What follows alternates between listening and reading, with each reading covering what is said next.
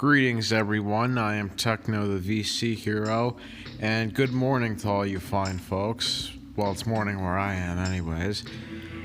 But today's video is going to cover the topic of cryptids, and more specifically, the different classes of cryptids. And the reason I bring this up is because if you're like me, then you'll know during the course of the past few months there have been recent booms in skinwalker sightings around the US and other parts of the world. However, what most people do not realize is that the cryptids they are calling skinwalkers aren't actually skinwalkers. However, they have similar traits to them. And in this video, we are going to talk about the differences between the quote-unquote skinwalker sightings. More specifically, we will be focusing on Fleshgaits, Goatman, and the Rake. So without further ado, let's get into the video. The Fleshgait is a North American cryptid that can often be sighted in tundra and arid landscapes.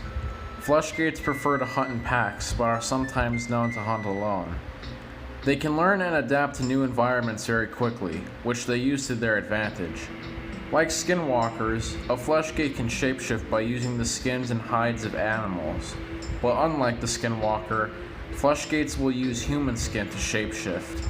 They are also masters of mimicking voices, which they use to lure unsuspecting victims to their deaths. Upon killing a human, they will skin the corpse and wear it, which allows them to take the form of that person.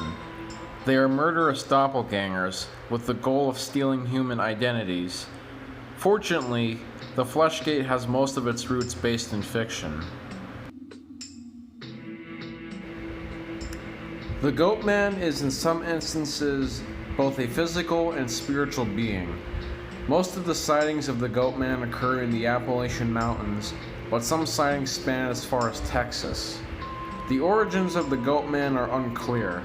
Some say he is associated with the Greek god Pan, while others say he is the result of a failed science experiment. One account states that he's the ghost of a black businessman nicknamed the Goatman, who was brutally murdered by the Ku Klux Klan during the 1930s.